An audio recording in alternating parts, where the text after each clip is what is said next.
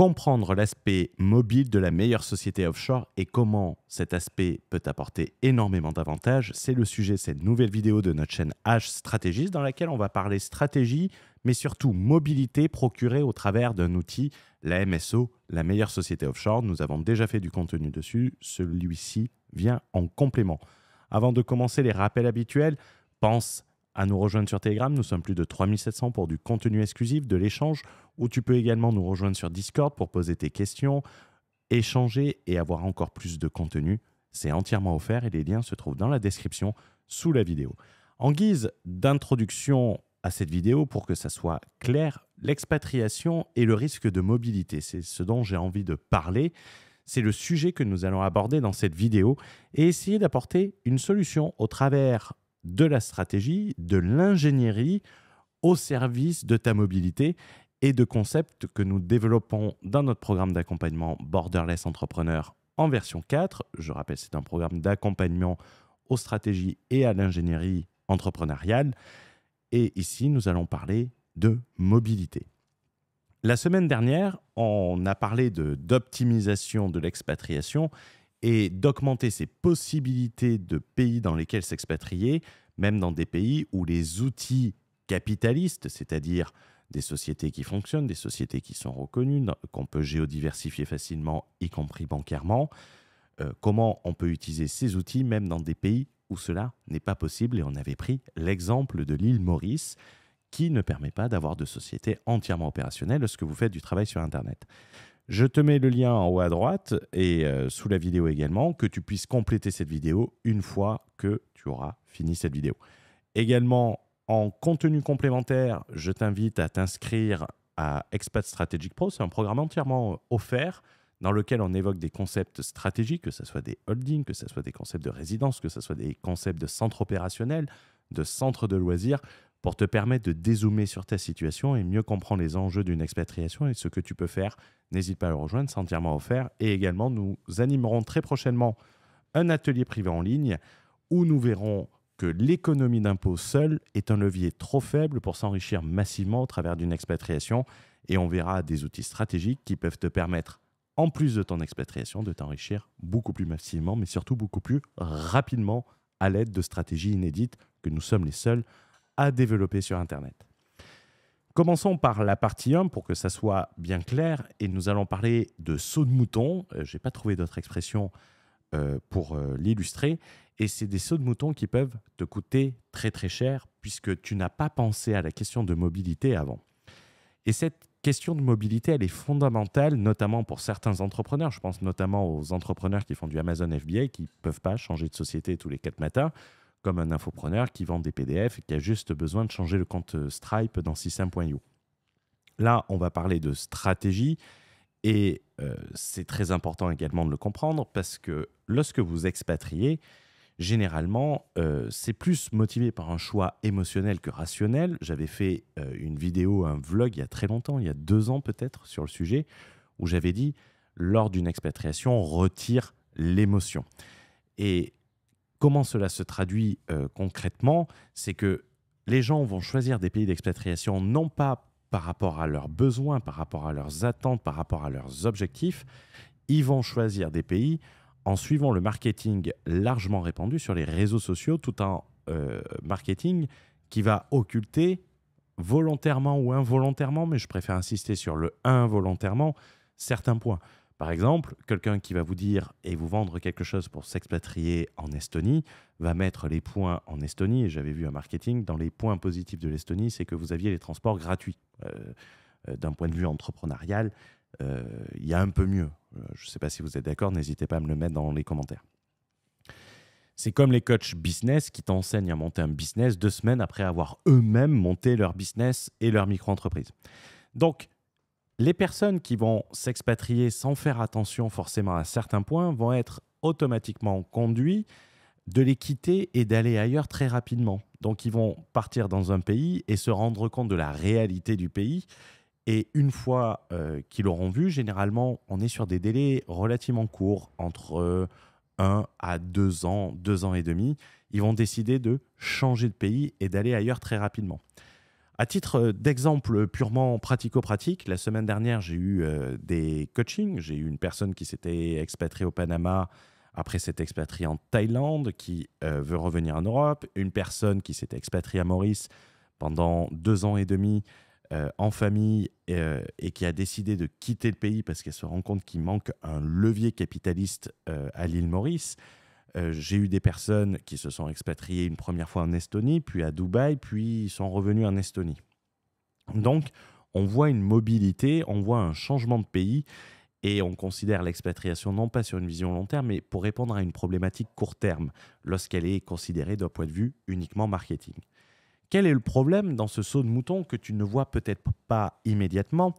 C'est que généralement, qu'est-ce qui vient avec cela? C'est tout le temps le même modus operandi, la même manière de procéder. C'est que par exemple, une personne française qui quitte la France, elle aura créé une SASU URL en France, elle se décidera de s'expatrier par exemple en Estonie. J'utilise l'exemple de l'Estonie puisque personnellement j'ai vécu en Estonie et j'ai littéralement détesté. Et donc je ne suis pas resté très longtemps et je ne suis pas le seul. Mais disons qu'à l'époque c'était une destination favorite. Donc la personne s'expatrie en Estonie, elle va fermer sa société française et elle va ouvrir une OU. Une OU, c'est la forme de société locale comme une SASU en France. Elle va ouvrir cette société en Estonie. Ensuite, elle va quitter l'Estonie et ferme aussi sa société estonienne. Les sociétés estoniennes se créent très rapidement et elles se clôturent entre 6 et 12 mois. Et j'ai plusieurs membres qui ont changé de pays qui sont dans ces processus. Donc, pensez à ça avant de réouvrir une autre dans un nouveau pays. Et ça, c'est important puisque s'ils changent de pays ensuite, ils vont répéter la chose. Le problème ici qu'il est nécessaire d'identifier, c'est que lorsque tu vas liquider chacune de tes sociétés, tu vas perdre l'historique de cette société et tu vas repartir à zéro. Alors, même si vous ne considérez pas que c'est repartir à zéro, mais d'un point de vue bancaire, c'est repartir à zéro, d'un point de vue processeur de paiement, c'est repartir à zéro, donc vous allez devoir refaire chauffer les processeurs de paiement. Si vous avez une société qui a encaissé 500 000 euros sur Stripe et que vous la fermez, vous allez devoir repartir à zéro pour avoir les avantages avec les risques de blocage et tout ça. Donc, vous allez avoir un autre process, vous allez repartir de zéro d'un point de vue sociétaire. Également, vous allez décrédibiliser votre société. La question, elle est très simple. Est-ce que si demain, tu as quelqu'un qui te propose un accompagnement à 100 000 euros sur une société qui a 6 ans d'existence, est-ce que cela va pas plus te rassurer que si tu payes un accompagnement de 100 000 euros sur une société qui a été créée il y a 2 semaines, sur un compte FinTech en plus, et ça se trouve une LLC au Nouveau-Mexique. Dans le cas où tu recrées à chaque fois des sociétés, tu repars à zéro d'un point de vue capitalistique sur ta société. Il faut savoir que, notamment, et peut-être que certains l'ont vu, vous avez un concept dans les cabinets d'avocats qui s'appelle les shelf companies que vous trouvez régulièrement, notamment en Angleterre, mais que vous trouvez dans quasiment tous les pays. Des shelf companies, ça veut dire quoi? Ça veut dire des sociétés d'étagères, grosso modo. C'est des sociétés qui ont été incorporées il y a un certain temps. Par exemple, elles ont été créées en 2010, elles ont été mises dormantes depuis un certain temps. Et les personnes veulent acheter cette société. Comme ça, effectivement, c'est quelquefois intelligent. Vous la payez, vous payez un certain prix. Ça peut monter sur plusieurs dizaines de milliers d'euros dans certains pays. Vous allez acheter cette société et lorsque vous allez le mettre, vous pourrez mettre dans votre marketing since 1983, même si vous n'étiez pas né encore à l'époque. Mais surtout, il faut comprendre que ces sociétés, dans un domaine qui est complètement différent d'Internet, qui est le domaine d'appel d'offres sur des projets étatiques, généralement, lors des appels d'offres, on vous demande une ancienneté minimum pour pouvoir faire l'appel d'offres. Donc là, qu'est-ce que vous faites? Vous appelez l'avocat. Est-ce que tu as une société de 1998? File-la moi. Également, quelquefois, au lieu de fermer des sociétés, ça peut valoir le coup de les récupérer pour récupérer l'historique de la société. À titre d'exemple, mes parents ont une société qui est dormante depuis 7 ou 8 ans, mais qui a été créée en 1994.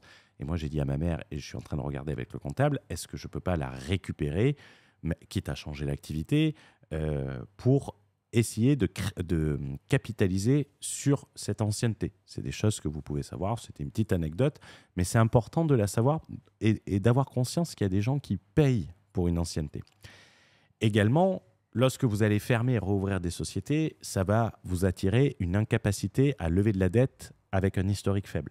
C'est-à-dire qu'à chaque fois, vous allez devoir repartir sur des délais de 2 à 3 ans selon les pays. Et ça peut ralentir un projet plus capitaliste. Je vois les entrepreneurs, je vois leurs problématiques. Et les gens, quand je leur dis ça, ne se rendent pas compte de ces problématiques parce que ce n'est pas leur problématique au début, mais elles arrivent très rapidement. Et par exemple, quelquefois, elles ont besoin de développer un projet, de développer un SaaS et sont obligées ou contraintes de donner 25-50% de leur société parce qu'elles ne peuvent pas avancer les fonds pour la création de la société. Si demain, vous avez une société qui fait un chiffre d'affaires régulier de plusieurs centaines de milliers d'euros, que vous décidez de développer un SaaS, il va être très facile de lever de la dette, de lever 100-150 000 euros de dette pour payer quasiment en fonds propres, même si vous avez des produits qui tournent, de la publicité qui tourne, de lever cette dette pour financer le développement de ce projet. C'est important d'en avoir conscience. Et également, ça a une importance un peu plus qui est plus importante aujourd'hui que cela ne l'était avant. C'est notamment l'explosion du modèle par abonnement. Il faut savoir que si vous fermez votre société, que vous redémarrez une nouvelle société, dans 98% des cas, tous vos abonnements vont être perdus sur Stripe puisque vous devrez fermer le compte Stripe. Bien évidemment, quelquefois, qu'est-ce que font les gens? Ils ne font que changer le nom de la société. Ils ne font que changer le nom de la société sur le compte Stripe. Aujourd'hui, avec la communication des informations, notamment en matière de TVA sur le CESOP, votre ancien compte, il est au nom d'une société qui a été liquidée, qui n'existe plus. Ça s'appelle de l'usurpation d'identité, tout simplement. Sans vouloir vous inquiéter. Ça paraît anodin de juste changer l'IBAN sur Stripe, mais vous usurpez une identité puisque cette société n'existe plus. C'est un peu comme si vous dénoncez votre grand-père qui est mort, après vous êtes pris un flash. La personne, c'est une usurpation d'identité. Donc pensez à ça. Et aujourd'hui, ces abonnements et les historiques sur Stripe, on va répondre à cette problématique où vous pouvez changer 3 fois de pays, ça n'a aucune importance et vous pourrez le maintenir. Au milieu de tout ça, il y a là ce que j'appelle la solution agricole. Comme je l'ai dit récemment sur un post qui a bien fonctionné sur LinkedIn, en parlant de quelqu'un qui ne savait même pas calculer la TVA et qui parlait d'expatriation notamment, c'est plus du bon gros rouge qui tâche que de la Romanée Conti, puisque les gens vont être tentés d'utiliser une LLC américaine, une LLP anglaise. C'est un montage relativement agricole qui consiste à utiliser ces 2 formes de société, que ce soit LLC ou LLP, pour leur coût, leur facilité. Pour avoir notamment accès aux processeurs de paiement, que ce soit Stripe, PayPal, et avoir accès à des fintechs. Aux États-Unis, on peut citer Mercury, qui est actuellement sous l'œil du législateur américain pour une ouverture trop aisée de comptes non résidents. Ça peut concerner certains d'entre vous. Et par exemple, vous aviez Wise Business à l'époque. Aux États-Unis, vous aviez une carte sur les LLC. Maintenant, il n'y a plus de carte. Si je ne dis pas de bêtises, après les retours que j'ai, n'hésitez pas à me mettre dans les commentaires. Un exemple simple de montage agricole d'un point de vue capitaliste, je m'adresse aux gens qui veulent aller loin et qui ne vont pas se contenter d'un simple flux de revenus. Quelqu'un qui a une LLC et qui n'a aucune comptabilité sous prétexte que la comptabilité n'est pas obligatoire, elle n'est pas obligatoire aux États-Unis puisque ce n'est pas une société qui est gérée depuis les États-Unis, c'est-à-dire que tu ne dois pas tenir de comptabilité, mais ça ne veut pas dire que tu ne dois pas tenir une comptabilité dans le pays dans lequel tu résides.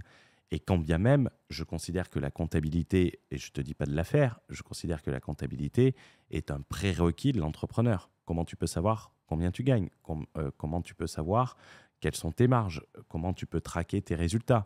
À part faire sur une plateforme Stripe et PayPal, c'est important d'avoir une comptabilité pour le suivi. Et également, c'est cette comptabilité, le premier jour où tu vas vouloir lever de la dette, même si c'est aux États-Unis et que tu as accès à des banques physiques, la première chose qu'on va te demander, c'est ton bilan. Ah, j'ai pas de comptabilité. Ah ben, si tu n'as pas de comptabilité, bonne chance. Si tu utilises une LLC, également, c'est un montage agricole. Si la majorité de tes clients n'est pas américain. Grosso modo, comprends, si plus de 60% de tes clients, 70% de tes clients sont européens et que tu sers des clients européens, c'est un montage relativement agricole. Tu fais exploser les frais Stripe, tu te prends des frais de conversion, ça t'apporte aucun avantage, tu as quelque chose qui est pas idéal, qui peut péter à tout moment parce que tu dépends sur des fintechs où tu peux être viré du jour au lendemain. On a déjà fait plein de vidéos, notamment sur Stripe, notamment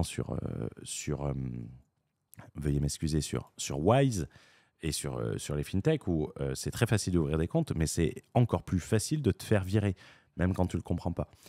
Retiens que également, la LLC ne doit pas être naked, ça veut dire qu'une LLC toute seule détenue en nom propre n'a aucun avantage.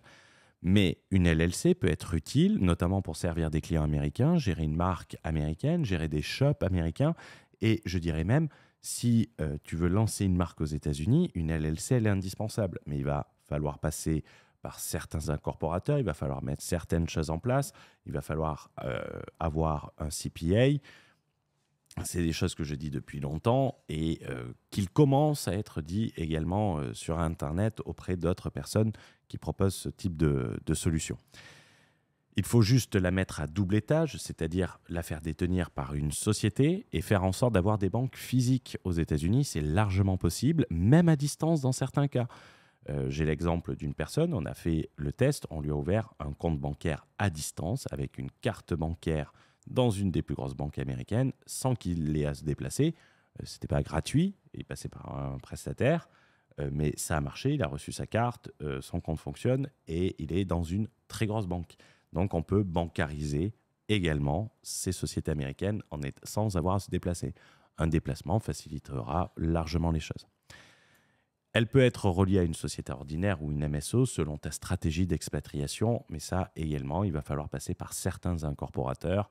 Moi, personnellement, j'en recommande 2 sur lesquels j'ai vu que les packs documentaires, les packs d'office étaient vraiment efficaces et que j'ai pu constater par rapport aux membres, et je ne suis pas affilié, aucun des deux me connaît, je ne suis pas affilié à eux, mais on le voit que lorsqu'on demande des documents corporatistes, des attestations, des documents notariés, ça arrive en 2 jours, alors que lorsque vous passez par des services online pas chers à 200 balles, les gens ne comprennent pas ce que vous voulez. Vous ne pouvez même pas enregistrer un actionnaire étranger. Vous devez mettre une adresse française. Une adresse américaine, excusez-moi. Donc, au milieu de tout ça, comment on peut mixer la mobilité et avoir une solution capitaliste qui ne soit pas agricole? La mobilité, et on va voir 3 choses, 3 expatriations. On va avoir des banques locales et une société non locale. D'où l'importance d'utiliser une société pour laquelle il est facile de la bancariser, y compris dans un pays qui ne soit pas le sien. Une LLC américaine, essaye de la bancariser en Europe, bonne chance. La MSO, la meilleure société offshore, moi j'en considère plusieurs catégories. Cette MSO, elle doit être reliée à des banques top tiers. Alors, concernant cette société, pour développer les comptes là-bas, il faut mettre une stratégie et ça me prend 1 heure à expliquer les différents détails qui est nécessaire à prendre sur le borderless entrepreneur et la partie, elle est dédiée à la MSO, mais qui est applicable aux autres pays également. Elle va être reliée à des processeurs de paiement et une autre banque top tier. C'est important de le comprendre puisqu'on va activer l'option société virtuelle au niveau des taxes. Et si tu t'expatries dans le pays numéro 1, disons par exemple, tu t'expatries en Estonie, tu t'expatries à Maurice, mais en fait, tu vas demander à la juridiction de la MSO numéro 1 de soumettre ta société locale à l'imposition de l'île Maurice. Donc, tu dis, non, moi, je ne vous paye pas d'impôts ici, je veux que vous me fassiez payer les impôts de Maurice, même si ce n'est pas une société mauricienne. C'est comme ça que ça se passe, notamment avec une duplication au travers d'une société virtuelle. Ça peut vous paraître complètement farfelu, complètement abstrait, mais tu peux faire le sens inverse si tu as envie. Tu peux ouvrir une société à Dubaï, ne pas la déclarer en France, aller voir le fisc et lui dire « Hey, coucou, je n'ai pas payé mes impôts avec ma société à Dubaï » et tu vas voir si le fisc français ne va pas soumettre ta société de Dubaï à l'impôt sur les sociétés français. Donc, c'est très important de le préciser, sauf que là, c'est une technique, comme je le dis, il y a un principe de binarité. Lorsque vous avez un inconvénient dans un sens, tournez-le dans l'autre, ça fera généralement un avantage. Cette MSO, elle va être fiscalisée dans le pays, donc vous allez optimiser fiscalement les revenus de votre société et vos revenus personnels au travers de l'expatriation. Vous relierez également à une banque locale pour dupliquer les avantages, pour dupliquer les historiques et pour pouvoir faire tout sur place pour que ça soit plus simple. Si demain, vous décidez de partir dans un deuxième pays, comme par exemple, vous décidez de partir en Hongrie, vous décidez de partir à l'île Maurice, vous décidez, dans tous les pays, on ne peut pas le faire. À Dubaï, on peut même le faire. On peut même le faire, sauf que ça coûte beaucoup plus cher qu'une société ordinaire. Il faut le faire dans l'autre sens à Dubaï. Imagine, tu veux partir du pays 1 au pays 2. Qu'est-ce que tu fais théoriquement? Comme on l'a dit précédemment, tu clôtures ta société, tu en ouvres une autre et tu changes de compte Stripe. Là, ça va être très simple. On va tout simplement payer l'impôt local. Ça veut dire que si par exemple, tu as 100 000 euros dessus et que tu es dans un pays à 10% de taxes, ben, tu vas payer 10 000 euros. Les 90 euros, tu vas les renvoyer sur ta banque top tiers que tu pourras utiliser quand bien même, mais cet argent, il sera stocké. La société ne sera pas fermée. Tu auras toujours tes processeurs de paiement.